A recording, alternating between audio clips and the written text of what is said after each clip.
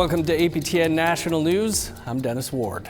Manitoba RCMP have issued a warrant for an Ebb and Flow First Nation man after locating a deceased dog in a yard on the First Nation. RCMP say on February 9th they were told that a male suspect had threatened an individual and assaulted a dog. Officers responded to a residence on the First Nation and located a deceased dog. RCMP say they determined that a male suspect had been seen brandishing an edged weapon in the yard just prior to the dog being located with stab wounds. An endorsed warrant has been issued for 37-year-old Daniel St. Paul of the Ebb and Flow First Nation. Police say the same suspect was also seen at a second address in the community where he threatened a resident with violence. St. Paul has been charged with uttering threats and causing unnecessary suffering to an animal. Anyone with information about his whereabouts is asked to contact St. Rose de Lac RCMP. Another First Nation in northern Manitoba is taking action about hydro development in their traditional territory. Norway House Cree Nation has filed a claim against Manitoba Hydro, the province, and the Government of Canada, accusing them of ignoring their concerns about the impacts of a project on their waterways and land. APTN's Julia Ross has more. We've been lied to. We have seen the destruction of our waters. We've seen the destruction of our fish, which we, as Culinary and Inwak, relied on for our survival.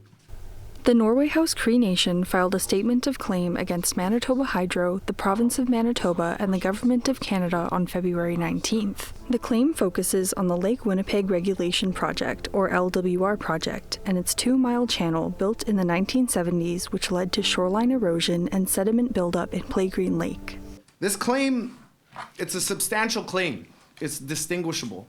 This claim is 52 pages, 176 paragraphs of damages and conduct by Manitoba Hydro, Canada, and Manitoba that have put Norway House into a detrimental position. Norway House leaders say their concerns regarding the LWR project have been ignored by the defendants for over 50 years, allowing irreparable harm to be done to the land and water.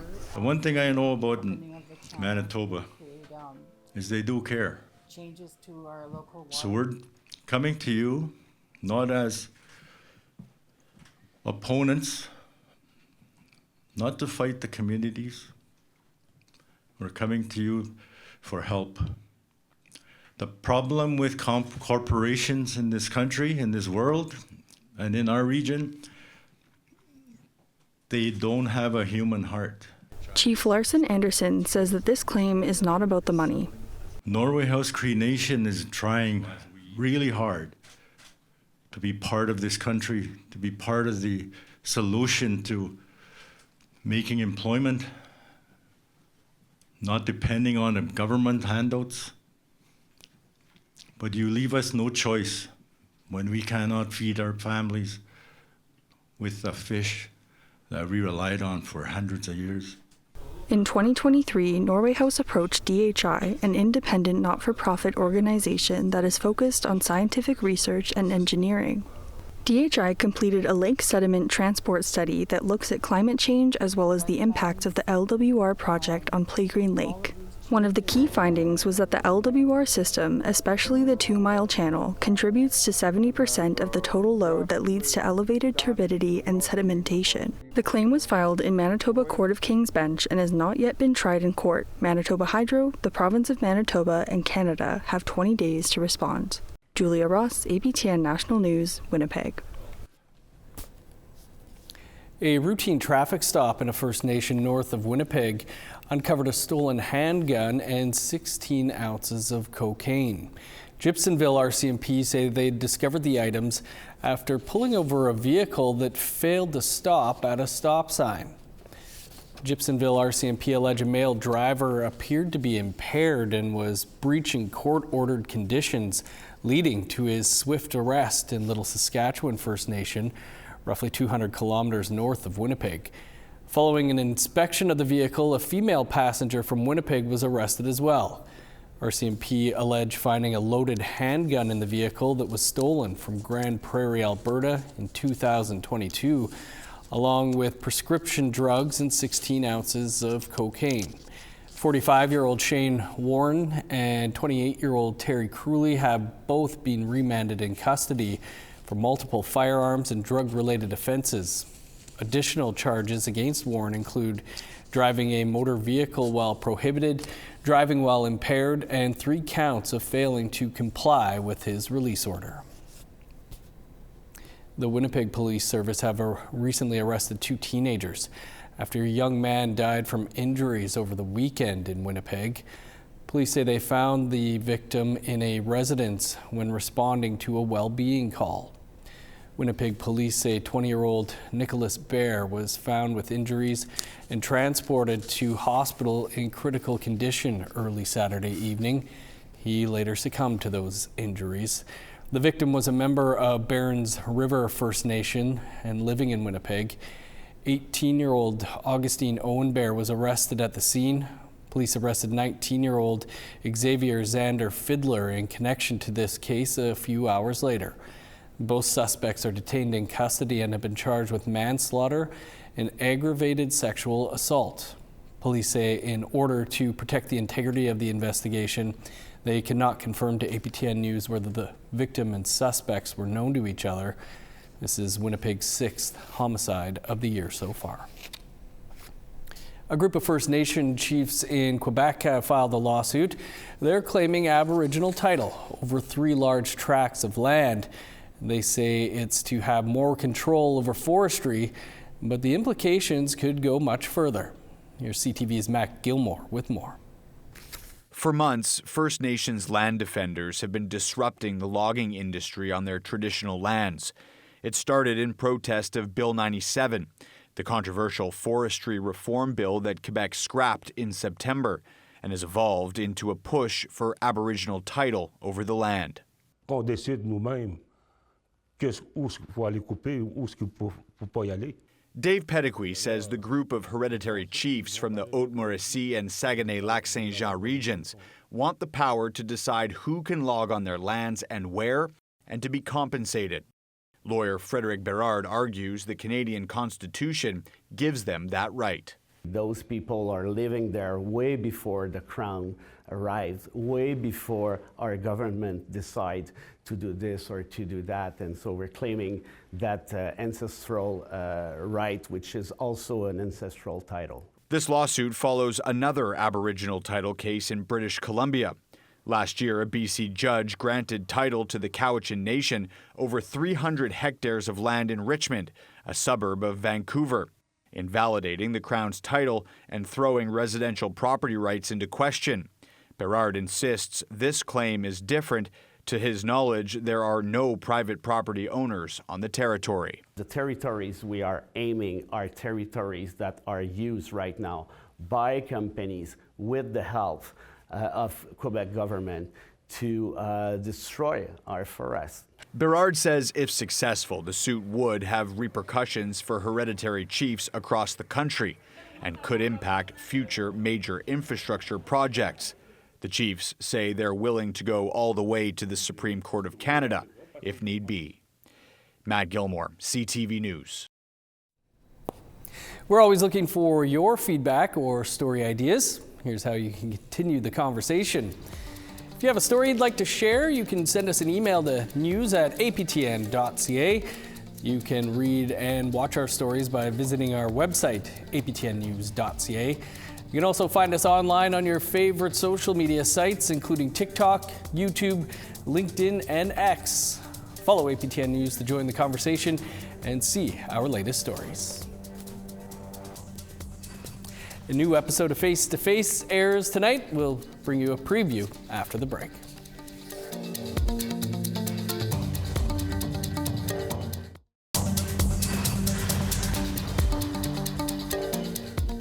Welcome back. Puerto Vallarta, Mexico is a hot destination for many Canadians during the cold winter months. According to Global Affairs Canada, there are currently 26,000 Canadians in Mexico.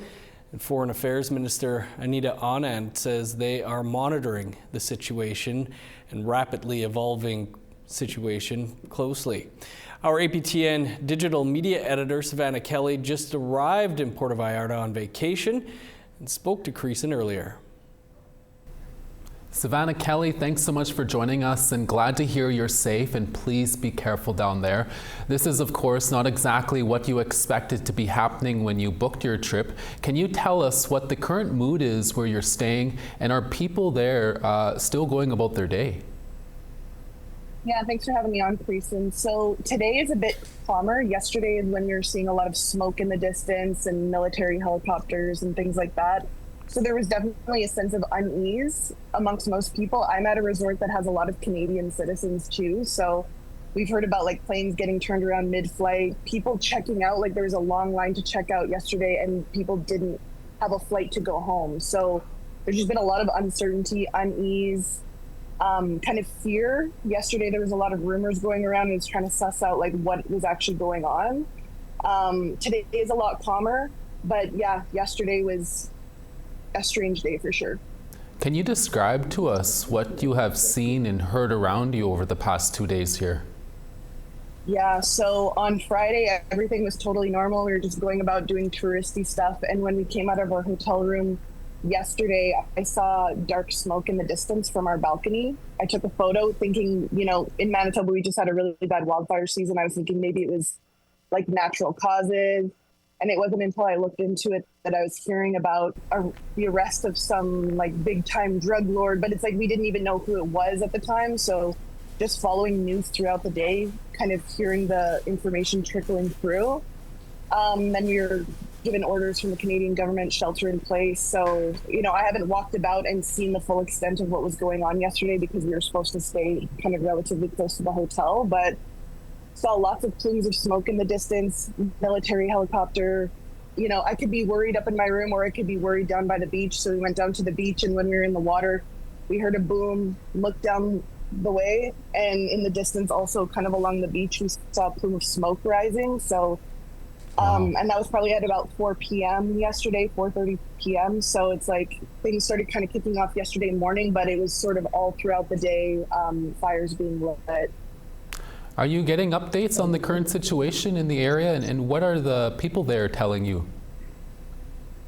Yeah, so that's kind of the weird thing. I've not been given any official communication from the hotel or anyone directly in an official capacity. Everything has been me looking up news online. So when we first started seeing the smoke yesterday, it was like Puerto Vallarta, like local news services. And now I'm seeing, you know, CBC, CTV, like now Canadian outlets are kind of picking it up and giving updates too. And I know people are registering with like a consulate to get additional information sent directly to them. So I'm probably going to register me and the other 5 people I'm traveling with just so we can keep up to date. Because again, as the news has come out, we have been trying to figure out like what's rumor, what's fact, like seeing a lot of stuff getting posted to Facebook and also hearing things from people around the resort, like even the workers here, because of all the roadblocks and the cars being lit on fire, they weren't even able to go home, a lot of them last night. So they worked all day here and then had to sleep at the hotel because they weren't able to travel on the roads. I think the public transportation is opening back up, but yeah. Wow. For anyone who has been to Mexico, there are normally police who patrol the tourist areas.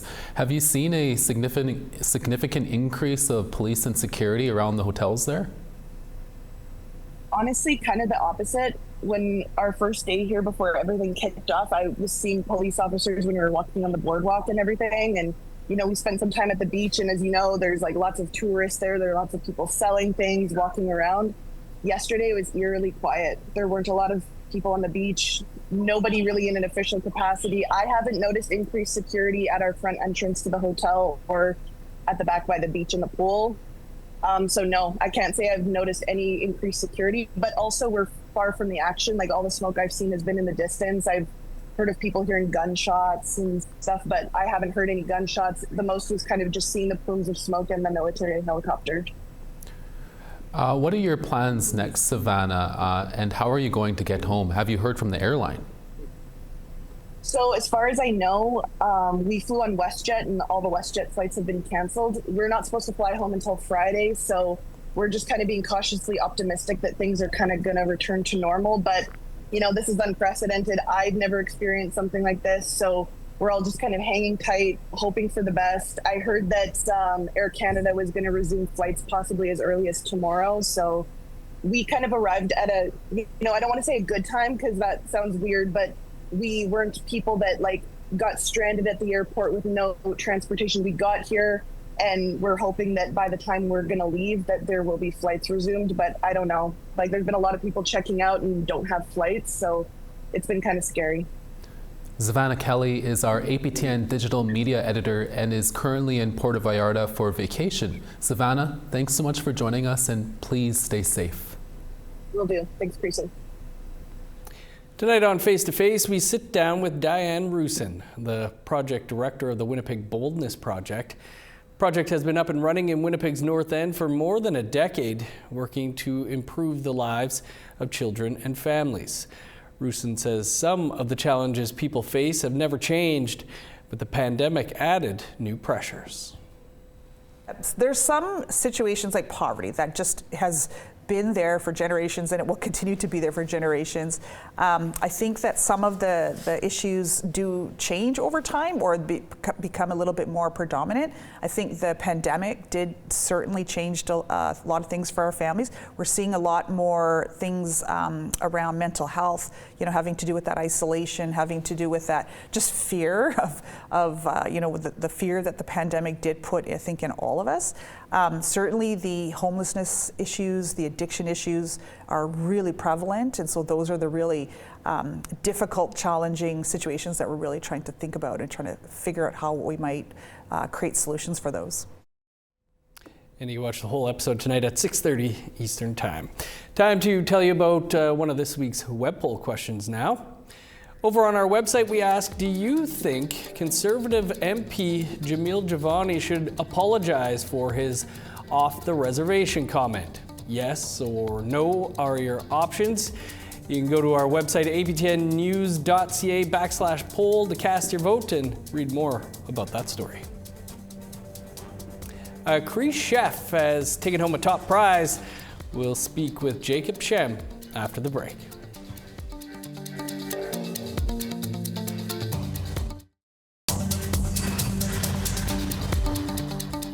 Welcome back. Here's a look at your current conditions. Cloudy and 0 in Fredericton and Halifax. Minus 30 in Kuujjuaq, 19 below in Nain. Minus 12 for Montreal, 23 below in Val-d'Or. Minus 19 in Sault Ste. Marie, sunny and minus 15 in Ottawa. Snowing and minus 6 in Thunder Bay, flurries and 8 below in Sioux Lookout. Minus 15 in God's Lake, 20 below in the Pas. Minus 12 in Winnipeg, 15 below in Dauphin.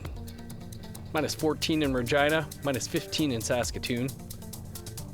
Sunny and 17 below in Meadow Lake, 22 below in La Ronge. In northern Alberta, sun's out and minus 27 in High Level, 19 below in Fort Chipewyan. Minus 7 in Edmonton, sunny and minus 9 in Lethbridge. 4 above with the sun out in Vancouver, plus 5 in Victoria. Minus 4 with snow in Prince George, snow and 9 below in Smithers. Minus 18 in Old Crow, 11 below in Whitehorse. Minus 30 in Yellowknife, sun's out and 17 below in Norman Wells. Minus 31 in Sax Harbor, 26 below in Paulatuck. Minus 27 in Whale Cove, 30 below in Baker Lake. Minus 39 in Resolute, 39 below in Joe Haven. A Cree chef from the small Cree Nation of Chisasibi in Quebec is making a name for himself in the culinary scene in Canada. He was recently part of a team that took home silver at the 2026 Canadian Culinary Championships in Ottawa last month. I spoke with Jacob Shem earlier about that experience and how he got his start in cooking. Jacob, thanks so much for being with us and congrats on winning silver at the Canadian Culinary Championship. Can you tell us more about the competition and how you got involved? Thank they do it annually, and I was offered to be a participant of the event from one of my professors slash chef from the schooling program where I go in Longton College. It is named Culinary Management. I'm currently in my last semester, and after that, I'll be graduating with a college degree under the hospitality sector of Longton College. Nice stuff. What did it mean for you and your Cree Nation of Chisasibi to be involved in such a major competition? I was honored and proud of myself on achieving a high-level event that was mostly composed of competitors all throughout the provinces and the major cities of Canada. I loved every second of it. How did you get your start in cooking? I started as a child at the age of 8 years old, and I grew a passion for it, and I always asked my mother, Harriet, to always teach me basic cookings in the kitchen, and she mentored me as the years went by. Then I had my first job at the Chisasibi restaurant named Micho. I was a dishwasher in the beginning, but then they were short of staff one afternoon on a weekend, and the manager spontaneously offered me to be a line cook for the day, and I graciously answered, "Okay, I'll do it." Nice. And I fell in love. Your big break I fell in there. love with that. Yeah. Jacob, do you have a signature dish that you like to cook? In Chisasibi, I've been known to always make great pizza, and Chisasibi always loved whatever I made in the kitchen, and I've done takeouts, and I've worked in various hospitality industry restaurants, chip stands, and I've been cooking with passion ever since. Like you said, graduation coming up. What are you hoping your next steps are after that? I was thinking of taking a break from my education and take work leave, start saving up for my own restaurant. Hopefully, I'll open it up in Chisasibi, Quebec. Nice stuff, Jacob. Wish you all the best with your graduation and your plans there, and congrats again. And if you feel like it, send some of those pizzas on over to us here at APTN headquarters. Thank you so much. And that is all the time we have for your first look at the news on this Tuesday. You can keep up to date with the very latest by visiting our website, aptnnews.ca. I'm Dennis Ward, Marcy Miigwech.